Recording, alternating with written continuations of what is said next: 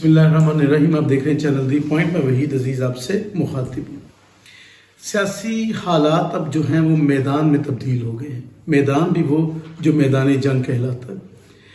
आज से पहले सियासत में ये हालात पहले भी जुल्फ़िकार अली भुट्टो के दौर में भी हुए, लेकिन उनकी शिद्दत ये नहीं थी, उनका रुख ये नहीं था। हवाओं ने जो रुख बदला है वो एक बहुत बड़ी तब्दीली है। इस मरतबा लोगों ने एहतजाज जो है वो चौराहों को रोक कर नहीं किया, बल्कि ये एहतजाज का मरकज़ और महवर था वो कंटोनमेंट एरियाज़ थे। अब यहाँ तक बात क्यों पहुँची?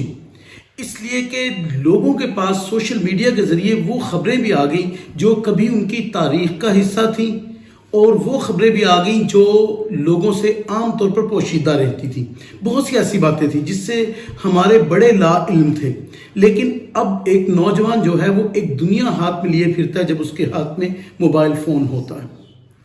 इस वक्त जो है इमरान खान ज़ाहिर है कि बेशक वो 70 साल का शख्स है, लेकिन वो नौजवानों का आइडियल है। अब वो आइडियल क्यों है? इसलिए कि वो आज भी स्निकर्स पहनता है, वो जो है आप कह लीजिए कि ट्राउजर और शर्ट पहनता है, और नौजवानों की तरह वो पहाड़ पे चढ़ जाता है, वो पुशअप्स निकालता है। वो 4 लाख का कोट पहन के नहीं फिरता बिलावल भुट्टो की तरह, वो 2 लाख का पर्स नहीं हाथ में पकड़ता, वो महंगा मोबाइल जो है वो जाहिर नहीं करता। इसलिए जब वो नौजवानों में आता है, नौजवानों को लगता है ये नौजवान शख्स है।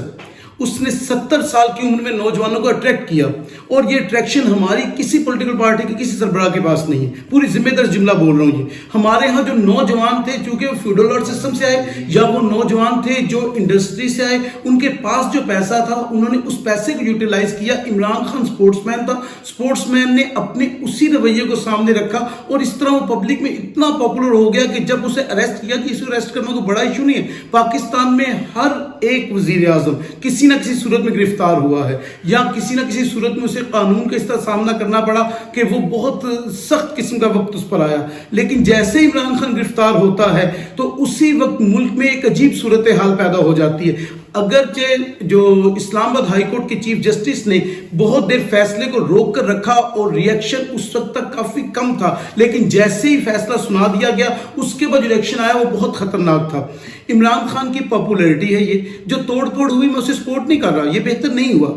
ये तोड़ फोड़ या जलाओ गिराओ या अमलाक को नुकसान पहुंचाना किसी सूरत भी कोई पाकिस्तानी इसको पसंद नहीं करेगा, और ना कोई मुहब्बे वतन शहरी चाहेगा कि ऐसा हो। लेकिन मामला ये है कि यहाँ तक क्यों नौबत आई, ये हालात क्यों बने, हमने यहाँ तक मामला क्यों आने दिए? गिरफ्तार करना चाहते थे इमरान खान को, कर लेते आराम से। शीशा तोड़ने की जरूरत क्या थी? दरवाजा तोड़ने की जरूरत क्या थी? व्हील चेयर फेंकने की जरूरत क्या थी? इमरान खान की उस टांग पर राड मारने की जरूरत क्या थी जो जख्मी थी? ये सब करने की क्या जरूरत थी? कौन इसे हैंडल कर रहा था? क्या जो हैंडल कर रहा था वो पाकिस्तानी नहीं था? वो पाकिस्तान से मोहब्बत नहीं करता था? पाकिस्तान का अमन अमान उसे प्यारा नहीं था? क्या वो नहीं जानता था कि इमरान खान की पॉपुलैरिटी कैसी है? क्या ये सब कुछ एक सोचे समझे मंसूबे के साथ किया गया कि मुआशी तौर पर डूबा हुआ मुल्क मजीद डूब जाए? 2800 रुपए का इस वक्त जो है 20 किलो आटे का थैला मिल रहा है। इस पर किसी को होश नहीं आया, इस पर असेंबली में कोई बात नहीं हुई, इसलिए कि मुहब्बे वतन असेंबली में बैठने वाले जो पार्लियामेंट बिल पास कर सकते हैं कि तौहीन पार्लियामेंट का, जब गरीब आदमी की तौहीन होती है लाइन में लग के उसी के वोट से आप उस ठंडे पार्लियामेंट में जाके बैठते, शर्म आनी चाहिए आपको। इंसान के अंदर कहीं गैरत का मादा होना चाहिए, कहीं हया होनी चाहिए। और आप इमरान खान के केस को जो है मिला रहे नवाज शरीफ के केस के साथ। अल्लाह का वास्ता कादिर यूनिवर्सिटी देख तो ले जाके, है कहां पे जो केस बनाया आपने? पाकिस्तान में ऐसी यूनिवर्सिटी कोई मौजूद नहीं है। वो दुनिया की पहली यूनिवर्सिटी जहां सूफीज़्म पढ़ाया जाता है, वो दुनिया की पहली यूनिवर्सिटी तसव्वुफ की बुनियाद पर बनाई गई, और उस यूनिवर्सिटी में इस वक्त भी तालिब इल्म ज़ेरे तालीम है, और अब 1.9 को बार बार रो रहे हैं कि मिलियन पाउंड आगे। जब ये केस चलने दे, मेरी दुआ है ये केस चले, और मैं चाहता हूं एक ट्रायल, इस बाकायदा तौर पर एक फेयर ट्रायल हो जाए, और जब हो जाए ये लोग मुंह छुपाते फिरेंगे। जिम्मेदारी से जुमला बोल रहा हूं कि ये केस करने वाले मुंह छुपाते फिरेंगे। एक बार केस चलने तो दें। ये उस शख्स पर करप्शन का इल्जाम लगा रहे हैं जो सब कुछ बेचकर पाकिस्तान ले आया था, उस शख्स से मिलाने की कोशिश कर रहे हैं जो पाकिस्तान सब कुछ उड़ाकर वहां ले गया, और वहां जाके एवन फिर जो है फ्लैट्स बना लिए, और वो समझता उसने बड़ी खिदमत की मुल्क की। शर्म आनी चाहिए कंपैरिजन करने वालों को भी। कहीं तो खुदा देख रहा होता है, कहीं तो इंसान के अंदर एक ज़मीर जिंदा होता है। हया का दामन ही पकड़े थोड़ी देर के लिए। कोई कंपैरिजन करते हुए देखिए तो इसे एक शख्स सब कुछ बेच के पाकिस्तान ले आया, एक शख्स सब कुछ पाकिस्तान से ले गया, अपने नजदीक एक जैसे लोग हैं वो। दुख है मुझे इनके हैंडलर्स पर भी, دکھ ہے مجھے اپنے ان فیصلہ سازوں پر بھی جو قوت رکھتے ہیں، جو مقتدر ہیں، انہیں بھی یہ سمجھ نہیں آ رہی کہ ملک کے ساتھ کون مخلص اور کون مخلص نہیں ہے. انہیں بھی حالات سمجھ میں نہیں آ رہے کہ کیا ہو رہا ہے. پی ٹی آئی نے غلط کیا ہوگا، ریئیکشن غلط دیا ہوگا. وہ کیا کرتے؟ انہوں نے گورنمنٹ کی توڑ پھوڑ کی فیور نہیں کر رہا، لیکن سوچنا چاہیے کہ آپ توڑ پھوڑ کرنا صرف پی ٹی آئی کارکن تھے. یہ بڑا اہم سوال ہے. ہماری ایجنسیز بہت ایکٹیو ہیں، پتہ لگانا چاہیے انہیں کہ وہ جو پی ٹی آئی کے درمیان لوگ تھے وہ کہاں سے آئے اور وہ کون لوگ تھے جو یہ توڑ پھوڑ کر رہے تھے. وہ کون لوگ تھے جو پرامن احتجاج کو جو ہے ایک ایسے احتجاج میں تبدیل کرنا چاہتے تھے کہ ملک کی معاشی صورتحال تو برباد ہوئی تھی، اس کی دیگر صورتحال بھی جو ہیں بگڑ جائیں. الیکشن یہ حکومت نہیں کروانا چاہتی تھی، الیکشن سے بھاگنا چاہتی تھی. ایسے حالات پیدا کر دیے کہ 144 سارے پنجاب میں نافذ کرنی پڑی. صرف عمران خان نے جلسوں کا اعلان کیا تھا، جلسوں سے بھاگنے تھے. جب سے گولیاں لگی اس شخص کو، انہوں نے زمان پاک سے باہر نکلنے نہیں دیا، اور جب بھی نکلا وہ اتنے حصار میں نکلا اس لیے کہ مستقل تھریٹ تھی. اور پھر جب وہ جلسوں کا اعلان کیا وہ بات ہمیں پسند نہیں آئی، اور ہم نے کیا کیا کہ اس کو گرفتار اس انداز سے کریں کہ تیش دلائیں لوگوں کو. پھر جملہ بول رہا ہوں، جو توڑ پھوڑ ہوئی، گاؤ گرا ہوا، اس کی مخالفت کرتا ہوں. غلط ہوا یہ، لیکن یہاں تک حالات کیوں پہنچے سوال یہ ہے. اور وہ توڑ پھوڑ کرنے والے لوگ کون تھے؟ وہ صرف پی ٹی آئی کے لوگ نہیں تھے، ان میں شامل ہوئے لوگ تھے. اب سوال یہ ہے شامل کہاں سے ہوئے؟ یہ اہم ترین سوال ہے، اور اس پر کام کرنے کی ضرورت ہے. اور ہر اس پاکستانی کو کام کرنے کی ضرورت ہے جو پاکستان سے محبت کرتا ہے. ہر اس شخص کو سمجھنا چاہیے کہ اس صورتحال سے کس کو فائدہ پہنچ رہا ہے. الیکشن ڈیلے ہونے کا فائدہ کسے ہے؟ ملک میں امن و امان کی صورتحال خراب ہونے کا فائدہ کسے ہے؟ اگر ایمرجنسی لگتی ہے تو فائدہ کسے ہے؟ لندن بیٹھا ہوا ایک شخص جو یہاں سے 50 روپے کے اسٹامپ پیپر پہ چلا گیا، وہ وہاں سے بیٹھا ہوا یہ کہتا ہے کہ یہاں پر کرپشن ہوئی ہے. شرم آنی چاہیے کم از کم آصف علی زرداری اور نواز شریف کو تو شرم آنی چاہیے کرپشن کی بات کرتے ہوئے. اس لیے کہ جو کرپشن کے باغات انہوں نے کھلائے ہیں اس کے فیض صرف ان کی اولاد کو پہنچے ہیں.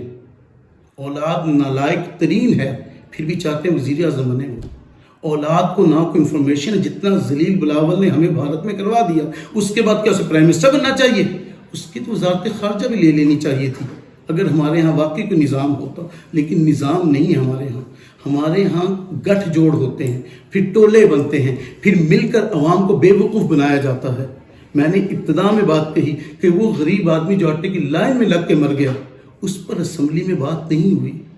لیکن عمران خان کو پکڑ کر بڑی خدمت کی. 13 مہینے کے ہم نے سارے نچوڑ نکال دیے. پرفارمنس کیا ہے ہماری؟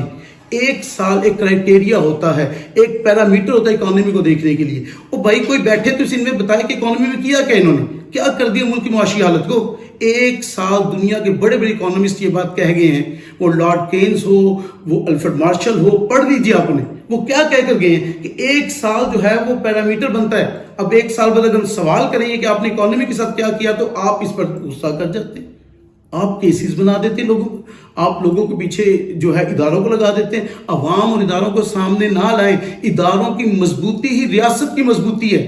کوئی محب وطن نہیں چاہتا کہ ادارے کمزور ہوں، کوئی یہ نہیں چاہتا کہ ہماری فوج کمزور ہو، کوئی یہ نہیں چاہتا ہماری عدلیہ کمزور ہو، کوئی یہ نہیں چاہتا کہ ہمارے صحافتی حلقے کمزور ہو. میں آخر میں ایک بات ضرور کرنا چاہتا ہوں، وہ یہ کہ جو ہمارے لفافہ صحافت ہے کمال کر دیا انہوں نے. غیرت کا مادہ تو پہلے بہت کم تھا اور اب تو بالکل دکھائی نہیں دے رہا. اپنے بچوں کو حلال کھلانے کی کوشش کریں.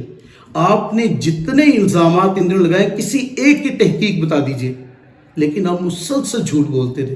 کاش آپ کے اندر سے کوئی ضمیری آواز دے اور آپ کو جگائے.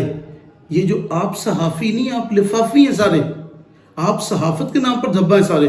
اس وقت 80 چینل سے بیٹھے ہوئے گلا پھاڑ رہے ہیں سارے کے سارے لوگ، اور ایک بات کو ثابت کرنے کی کوشش کر رہے ہیں کہ نواز شریف عمران خان کی کرپشن ایک جیسی تھی. شرم کر لو تھوڑی سی. عمران خان کے ایون فلمیں فلیٹ نہیں ہیں، عمران خان پر الزامات نہیں. اب کیس تو چلنے دیں القادر جو یونیورسٹی کا، آپ کو اندازہ ہو جائے گا کیا معاملہ وہ، پھر آپ شرمسار ہوں گے. لیکن وہ آپ کے پاس بہت کم ہے. غالب نے کہا تھا شرم تم کو مگر نہیں آتی. ویڈیو اچھی لگی ہے تو چینل سبسکرائب کیجیے گا. انشاءاللہ ایسی کسی ویڈیو کے ساتھ پھر ملاقات ہوگی. اپنا خیال رکھیے گا. فی امان اللہ.